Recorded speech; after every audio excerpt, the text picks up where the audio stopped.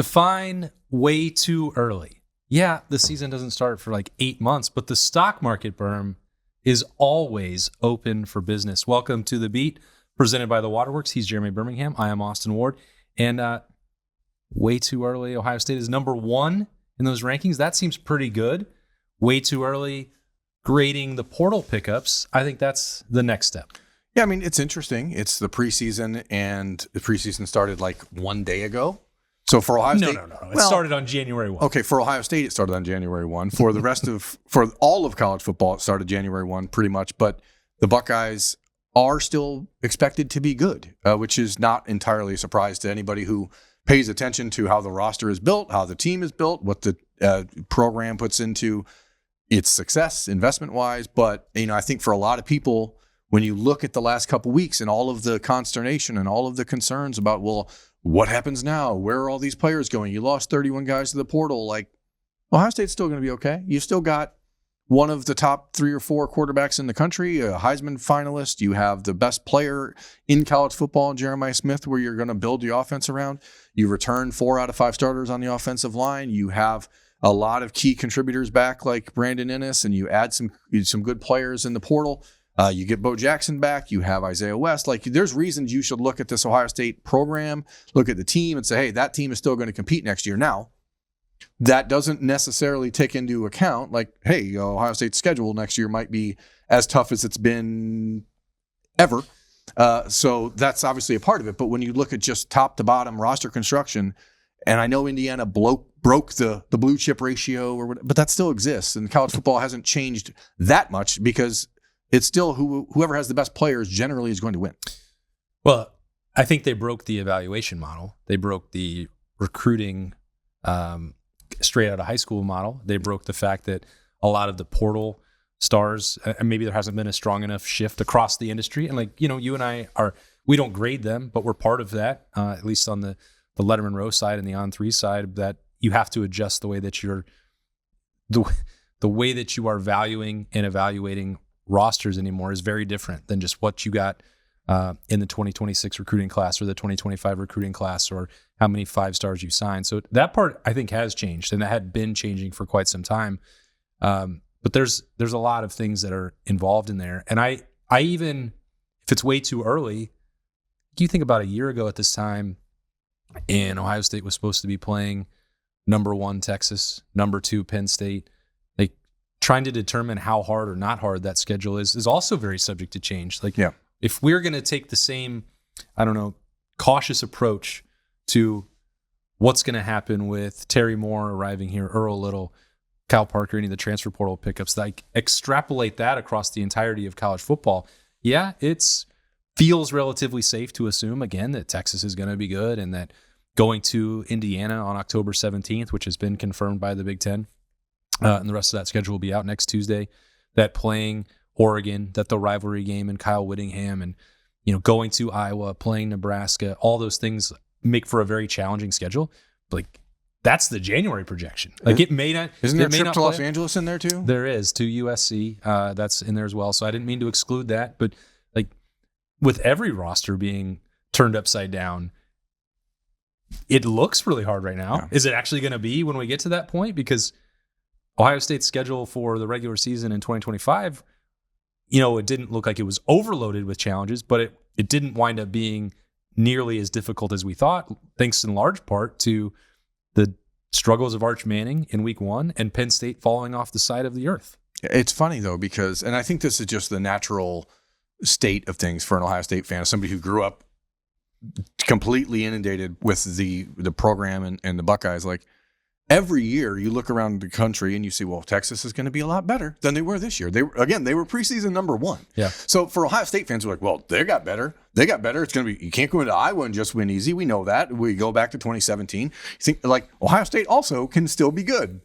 And so it's like, you look at the roster and you look at what you're returning, you look at the questions you have on the offensive and defensive side of the ball, and you say, well, yeah, if this goes bad, then next year might be a 4-loss season. If this goes well, you can win all 12 regular season games and then lose your final 2 in the Big Ten championship in the playoff. So like, there is no way to know, like, looking ahead to say, well, this makes perfect sense. But certainly the slate for Ohio State is challenging, but the pieces are there for Ohio State to be successful, which again was why On3 and other platforms have Ohio State as your preseason number one. I wouldn't have Ohio State as preseason number one based on what we saw to finish this season and based on what the question marks are now on defense when you're losing first-round picks like Caden McDonald and Arvell Reese and Sonny Styles and Caleb. Now, I don't see how in this world of roster construction and all of the departures and the way that development has changed, I don't see how you can look at all those losses and say, well, that's the preseason number one team, even with Jeremiah Smith and Julian Sand. But I can understand the argument that pretty much anyone can be preseason number one at this point, which is why preseason polls are stupid. Yeah, especially in January. And we'll probably be having a similar argument. And I may even be like way more fired up and passionate and argumentative about it in July. I know that it makes no sense to do that right now, but I'm listening to you say that, and it makes me think, because I would have thought, and I think, Brandon Beam at 97.1 The Fan asked me last week where I thought the Buckeyes would be in the preseason polls, and I said probably number 3. I don't know how anyone could justify legitimately not having Ohio State in the top 5 based on the talent assembled, the largely intact coaching staff that the Buckeyes should have, and I think probably will have, and expanding coaching staff at some point, and all of that too. And we'll certainly get into that in the days ahead. But looking at all that, I thought, well, they will talk themselves in, they being the voters, the national narrative formulators. They'll say Texas again. They will, and I think maybe Indiana, and you're looking at this, is not getting enough credit based on what Kurt Cignetti has proved. But they look for the shiny new toy. And you balance that with the fact that I feel like we are always going to be more critical of Ohio State than anybody else. Yeah. And the way too early top 25 lists that are coming out right now, which again, they don't mean anything, and I'm not trying to give them value, but I wonder if they are reflecting something that I think has been true, and you and I have tried to come to terms with like the entirety of the time that we've worked together, which is the nitpicking of Ohio State that we do locally, and the standard being the standard, and trying to win championships and compete for them every single day, versus everyone else in the country kind of being like, you know what, Buckeyes do have this figured out. The safest bet that we could possibly make is that they're still going to be good. Yeah, because they will be, because they always have been. But when you talk about things that are like irrelevant and don't matter, we're talking about preseason polls, and then how voters figure that out, where you put someone based on last year's numbers, based on last year's results, based on returning starters.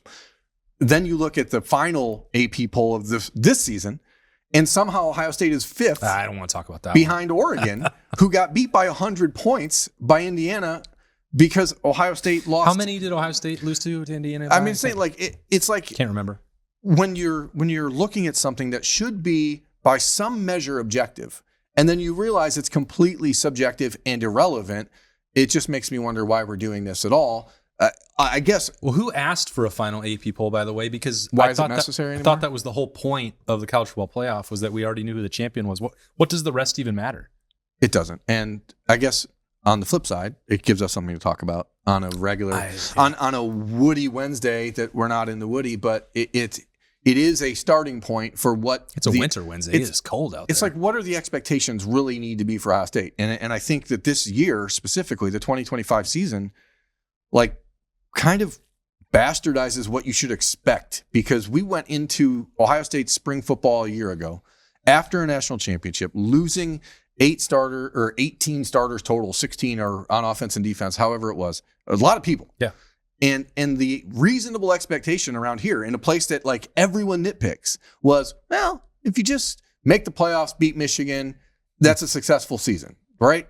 And as we talked about two or 3 weeks ago, because the expectations change so dramatically during the season, then you lose your final 2 games. You beat Michigan, you make the playoff, you don't win a playoff game, you don't win a postseason game in the Big Ten championship, and so then everyone looks at this season as a disappointment. But I don't know that that's real, or it should have been a disappointment. But like, expectations change. But when you get set up so high for a team that is fundamentally replacing its entire starting defense, like, that's crazy. Because for the people around here who nitpick, we're going to then be forced to nitpick from the perspective of, well, this should be the number 1 team in the country. And I don't think anyone locally really thinks that, because locally the question marks and the the conversation around the questions have been much louder than the conversation is nationally. Because nationally, people look at Ohio State and say, well, they're going to be really good. And they're going to be in the playoff. Right. And like that's changed the expectations as well. And I do think that we're still in the midst of that transition of like adjusting to the new reality, which, you know, that was happening even in real time, adjusting to the new era of one transfer portal window, which who knows if they even keep it that way in the future, because I don't think anyone had a good time with it. And I don't know that who's benefited is really for, because there's a lot of players, you know, the coaches had said, we'd like to be able to know what our rosters are for spring ball and then to build out for that year. And then what are the consequences, unintended or intended? Well, players who may have benefited from going through spring ball and seeing if they still fit or don't fit somewhere else, and the opportunities, and a coaching staff to evaluate those players and see if they were right or wrong, and then adjust if they see fit. I think there'll probably be more anger and angst about that with just this, you know, 15-day stretch in January +5 for Indiana and Miami than anybody thought there would be. And it wound up being like pure chaos, utter chaos, uncontrollable chaos. And I am glad it's over. And at the same time, I think that there's like, you can already look ahead to what April is going to look like and see some of the hand-wringing that's going to go on there. I just want, and the unfortunate reality, I think it all has to burn down. Like it's going to collapse. Like maybe it's 3 years from now, maybe it's 4, maybe it's 2. I don't know. This is, everyone knows, everyone on the athletic program side of things at Ohio State, and I would assume anywhere that is a Ohio State level program, understands like this cannot continue to work this way. So you're going to see a couple seasons of just pure weirdness, I think, around college football, where you look in Indiana, again, as I said at the live show on Tuesday, like Indiana had the greatest season in the history of college football. Indiana, who had never won a national championship, not just like won a national championship for the first time, but had what I think is arguably and indisputably the greatest season in the history of college football. I mean, show me another team that went 16-0. And so, like, there's going to be these weird things. But what does it mean for Ohio State in the big picture of the sport is what I think our listeners are going to give a crap about, and what people in Columbus have to view as a way to, like, change the way you view college football. Does anyone actually want to do that?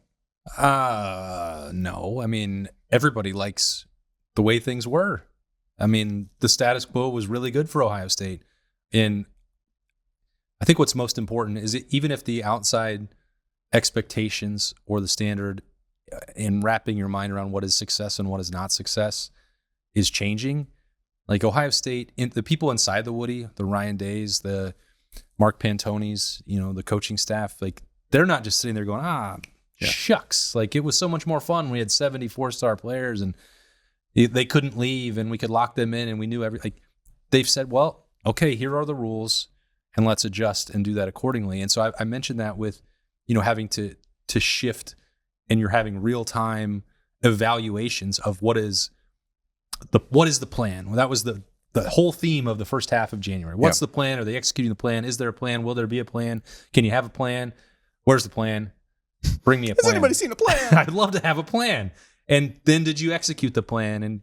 And I look at that, and you're on a plan for Awaken 180. Yeah. And then you can tell them about that, and then I'll continue this thought after that. I've been on this plan for like 5.5 weeks. I've lost more than 30 pounds. Everyone can see it. I mean, I also got a haircut, so that's also it does make me look thinner. But it's actually off a couple it's pounds. actually the Awaken 180. The plan has been great. I feel normal, which is the weirdest part, because normal for me is changing because of this plan, which is months ago. It was like every 3 days, a different body part hurt, and I have had none of that. I feel great. My belt's 3 notches tighter, which is a little uncomfortable. I had to buy new clothes this past weekend. I had to go to a funeral, and I had to buy brand new clothes to fit, because in 5 weeks I lost more than 30 pounds. You can do it too. Go to awaken180weightloss.com and get on the plan. And so Ohio State, again, I don't think that the plan went exactly the way that they wanted. But we are now in a position where we can look and evaluate whether it went, how close to it they were able to get 100%. Because no plan is ever going to go 100%. I think that's the reality of the situation. And outside of like going into January thinking that Chaz Coleman was absolutely going to be at Ohio State, it's to me a struggle to find, and maybe that sounds like too optimistic or too many scarlet-colored lenses to say, well, everything else went fine. I'm not saying that is definitely true, but that's like the only one that we would have said on January 1, this guy is definitely a top of the board target, and they didn't get him. And I think there are a lot of explanations for that, but everything else was patient, methodical, calculated, and they attacked every position that they needed to. So I know that it is too early to assign a grade for what these players are going to contribute by August when they get on the field in September. But I think we should assign some sort of grade to how close they got to what they needed to accomplish in January. I think that's pretty high. It's been pretty good. I mean, the reality is, as we talked about, I think it was last week at Roosters, but when you go into the offseason and a guy like Chaz Coleman's on the board and everyone sees it and he's from Ohio and there was all the conversation about him throughout the season. He announced his intentions to enter the transfer portal very early. There was all the discussion from the Penn State side, like, well, he's going to Ohio State. Everyone already knows it. But the plan has to change, because when you then get a chance as the program to sit in front of a player or sit in front of his representatives or talk to medical personnel or whatever, like, you can't say, well, sorry, we have to take this guy because this was the plan. So now we not only have to take him, we have to pay him more money than he asked for. Yeah. Because someone else is willing to do it. And Ohio State has never been the program that is going to be pushed into decisions because someone else is doing it. But they then had to adjust. Now, I think it's fair, if you're an Ohio State fan, to ask yourself, when you're losing the players that Ohio State lost on the defensive line, and Caden Curry and Caden McDonald mostly, where do you replace that productivity? And there's no guarantee Chaz Coleman would have been able to do that with replacing Caden Curry like for like. Caden had 11 sacks. But I think fans see the upside and be like, well, that's a guy who is not really a replacement for Caden Curry. He's a replacement for Arvell Reese. So who's replacing that? Because you can talk yourself into the belief that Quaver Saw is going to replace Caden Curry on the defensive line as that smaller, quicker edge rusher. But who's replacing Arvell Reese? Because that's the spot where months ago the conversation was, well, maybe it's CJ Hicks or maybe it's this guy. So now there's no one. And so that becomes the challenge. So you look at it and be like, well, we have to replace this, and this. I think defensive end is the one spot where if I was giving an incomplete grade, that's where it would still be in the transfer portal. I thought the Buckeyes did a great job with defensive tackle with John Walker and with James Smith. I think that if you get the blossoming Edric Houston that we've seen, if you get Will Smith, who was the early season Will Smith before he started getting dinged up, if you get a guy like Jason Moore stepping up, all of a sudden you've got 5 defensive tackles who you feel pretty good about, and 4 regardless. But defensive end, and then the running back conversation, I think, is interesting only in the fact that, when January started, not a single person would have thought that there was going to be a big hullabaloo around Bo Jackson, right? So whatever. So that happens, and he's back, no harm, no foul. But all of the conversation after the Miami game was about, how does Ohio State get more explosive? How do they get more explosive at running back? And I'm not sure that Jacoby Jackson, the transfer from Florida, is exactly fitting that need, but they only hosted 2 running backs in the 15-day window, and Jacoby Jackson was one of them. So clearly they feel pretty good about it. And so it's one of those moments where, like, as the fan base looks at it, you can say, well, I don't know about that because I don't know enough about that guy. He missed a lot of time. He's 25 years old. But he's not Justice Haynes. And he's not Justice Haynes. You're not paying $2+ million for a running back. You don't have the body of work that shows like the explosive plays, all that stuff. But this is where, like, 10 months from now, I think it's fair to say, okay, well, the evaluation was wrong or the evaluation was right. So, like, we live in a pundit business where you have to immediately decry someone as a win or a loss right now. And, like, there's just no way to do that. So you look at a guy like Justin Martin, the quarterback who comes in for Ohio State from Maryland by UCLA, like, that is one that you look at and objectively say, well, he shouldn't really matter this year.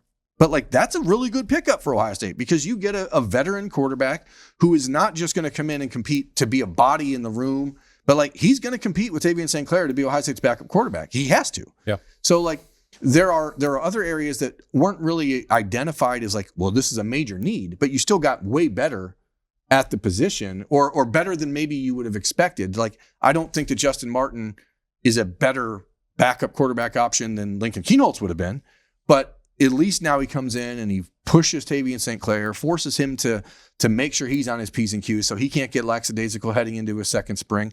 So there's other positions like that. Kyle Parker and Devin McEwen, that wide receiver. Like, those are really good pickups that people aren't really going to get excited about because you don't know where they fit.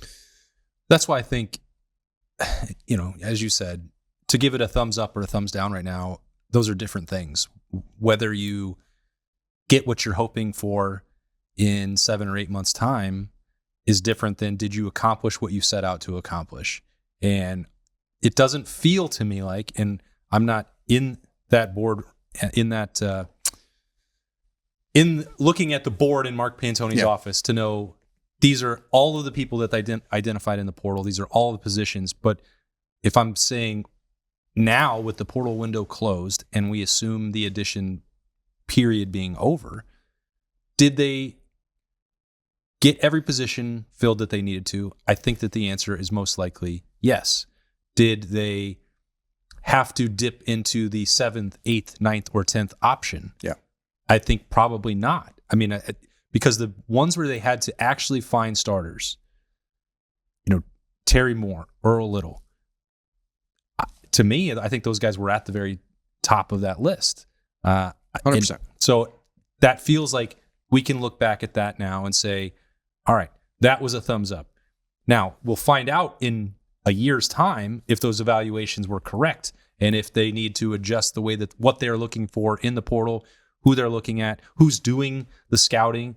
I mean, I don't think that Mark Pantoni and that staff, I don't think that they're understaffed. Would Mark like more people involved? Of course he would. But that was the other part that was floated in the first half of the month was, well, maybe the change that Ohio State needs to make is like an NFL-style general manager. But that's already what Mark Pantoni is.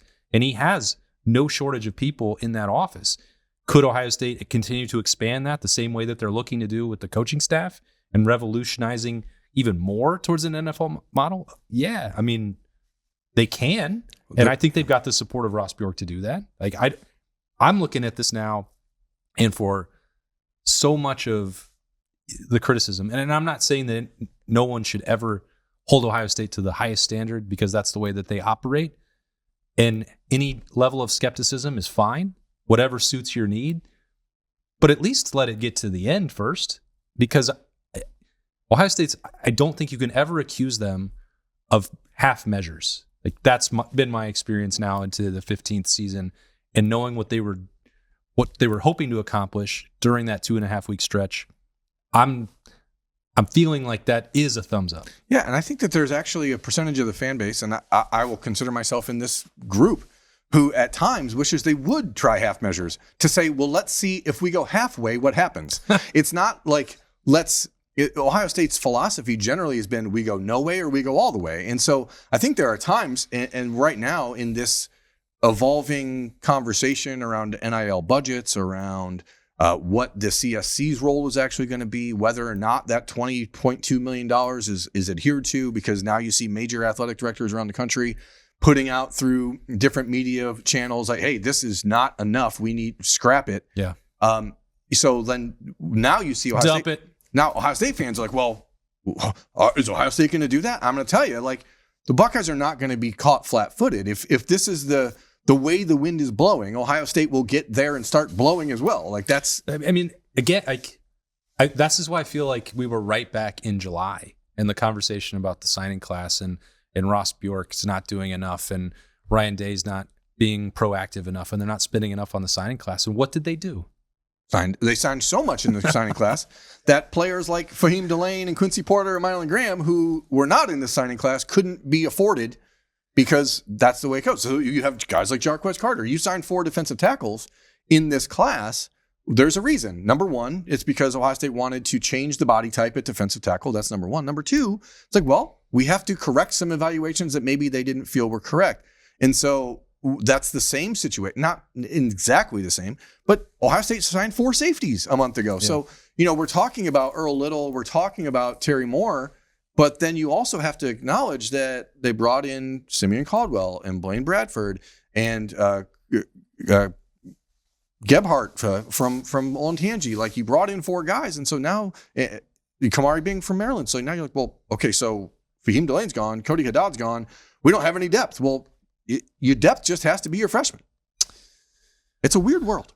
It is, but I guess what are we talking about in this episode of the show? Well, I don't know. The main takeaway was like, I thought we were going to assign grades. Let's go. Because those were stocks. Okay, let's go position by position. I don't think we need to, because we wound up in a conversation that was like, would you buy or not buy Ohio State as number 1 or a national title contender for next year? And we got there. Like I think that that's the case. We can break down, and we will, because we're going to have to get into position rewind, position preview, position rewind review previews very soon. Yeah. Because we're now, because of the length of the way that the transfer portal and the roster management phase went, like we're inside 2 months until Ohio State is going to start spring ball, which I believe they will go back to the previous model.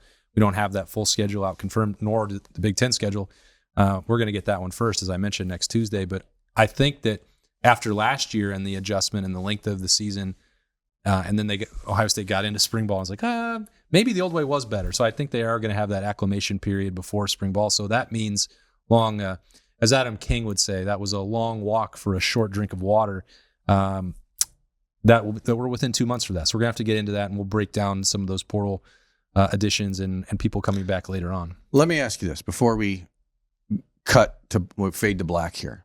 Is that possible in this studio? Probably. I think we can do that. But before we cut, so it's like The Sopranos. Does that mean I'm going to get killed? Yeah, we're not going to go position by position and give grades. Okay. But we've both acknowledged that defensive end is the one spot where it's like, maybe there's like, you could have gotten a little bit more juice from that squeeze, maybe. Okay. And I still think that there's a chance. When Ohio State is still hosting like offensive line visitors, they're still talking to other defensive ends. Maybe it's not going to be like a big name, but you could still see them add depth at defensive end and the offensive line just to get to the numbers they want. What pickup of the transfer portal do you think will be the most impactful in the 2026 season? Not position. One player. Who's it going to be? It needs to be, and I'm going to bet on the health and that the medical doctors giving a thumbs up to Terry Moore says that he can regain that. I mean, you're replacing Caleb Downs. That is a huge ask. We've talked about him for a little over a week on the beat presented by the Waterworks. Now, about his PFF grade and his success at Duke, missing all of last year with the ACL. He was now a full calendar year removed from that injury. And yes, playing at Ohio State is different than Duke. Actually trying to do the same things that Caleb Downs did, if that's the case. And I know that you're high on the potential that Jalen McClain might just slide over to that spot, and we'll see what that looks like once we get into March and April and hear from Matt Patricia again what he wants to do with some of these safeties and the interchangeable nature of them. But he has to be, and I think his track record. I was obviously blown away by the PFF grade, but some of the other things that I just saw him do on film, it's not Caleb Downs, because Caleb Downs is one of one. But if you get 90% of Caleb Downs from Terry Moore, and that's a huge, huge deal. So I don't know if I can make a prediction, because I'm not in the professional evaluation business like Mark Pantoni and Ryan Day and Matt Patricia and that whole staff, Matt Guerrieri, Tim Walton. But that's the position that needs to be the most impactful. And so the opportunity to do that is solely on Terry Moore's shoulders. I think it puts Matt Guerrieri in such an interesting subplot of this entire spring football season, because Ohio State has a coach in Matt Guerrieri that they believe is like an elite level coach. I know for a fact that Matt Guerrieri turned down SEC level defensive coordinator jobs this offseason. And to do that means that he not only loves Ohio State as a guy from Ohio, so I hope people appreciate that, but B, he's leaving. He had the opportunity to leave after working alongside Caleb Downs and use that propulsion system to move himself into and I think it says a lot about Matt Guerrieri that he says, you know what? I'm going to go back to where I was, and I'm going to do it again with other guys. And I'm going to do it with Terry Little or Terry Moore and Earl Little and Jalen McClain and see how that, because like when you have that opportunity as a coach and then you don't take it, you never know. This next year could be a complete disaster. And then then your career potentially takes a pretty significant speed bump because you didn't strike when you had the Caleb Downs momentum. So it says a lot about Matt Carrera to me. It does. And I don't mean to undercut your point, but it's also the reason why Ohio State is paying its coaching staff what it is, so that they don't have to do that. Yeah. They don't feel compelled, I must go up the ladder immediately. I think that out of everything that has changed at Ohio State, which is a ton for college football as a whole, but for Ohio State specifically, the biggest adjustment that they've made, period, since I started covering this team in 2012, is how much they've invested in the coaching staff. Not just the size, but also the salary pool. And that would have been the situation because he's a quote unquote position coach at this point because of the hierarchy that they have. And he'd say, well, I need to become a defensive coordinator. There's an SEC job available and it's probably going to be 7 figures. I have to do that for my career and for my family. And that is no longer the case. You're not seeing Ohio State have that brain drain of people that it really wants to keep.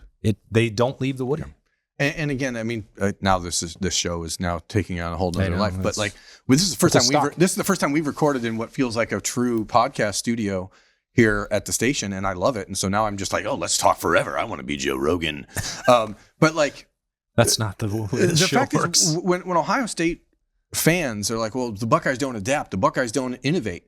Like, you're going to see Ohio State completely change the way major college football teams structure their coaching staff moving forward. Yeah. And that's going to happen in the next few weeks. Like, one way or another, Ohio State is going to change the way that the rest of college football views its coaching staffs.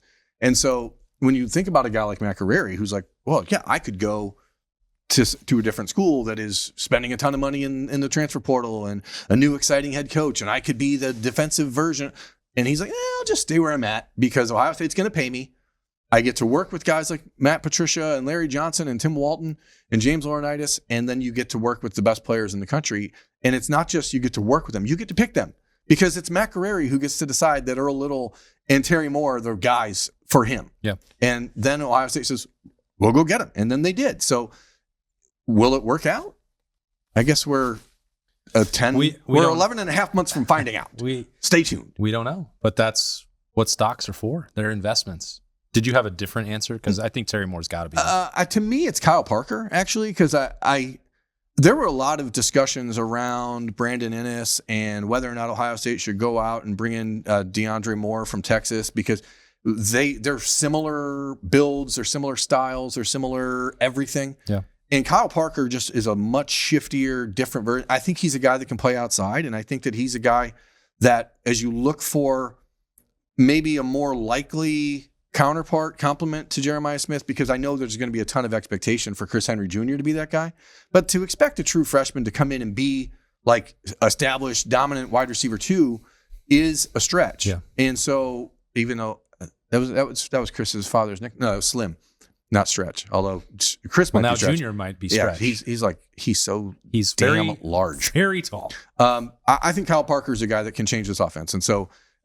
As you look ahead, especially knowing that we're not likely to see Bo Jackson in the spring, there's going to be a ton of moving parts at running back and how you balance the weight between Isaiah West and Jacoby Jackson and how you get Turbo Rogers, who is still a piece of this, and Legend Bay. But like the wide receiver and Julian Sayin is where this offense is going to go. If Ohio State's going to live up to that preseason number 1 crazy expectation, it's going to be because Julian Sayin elevates, and he has to have a number 2 receiver that will be able to produce the way Carnell Tate did, because that's what Ohio State is about. They've had 2 first-round picks at wide receiver for the last decade, like every season. So there's a lot of pressure on him, and I think that the relationship with Cortez Hankton, the opportunity to come in and say, hey, I'm that guy, because Brandon Inniss might be better suited for the slot. I think Kyle Parker is the guy for me. You do need a number 2 receiver if you want to be number 1. That's just simple math. There will be more math, I'm sure of it, on a 3 Thoughts Thursday. That will be tomorrow on The Beat, presented by the Waterworks. Was this a true stock watch? I don't think so, but hopefully you enjoyed it anyway. It is the Austin and Birm Show every day on 97.1 The Fan, 10 TV, 10 TV Plus, anywhere you get your podcast. We appreciate you hanging out with us on this whatever Wednesday. That's what it was. Yeah. He's Birm. I'm Austin. We'll talk to you later.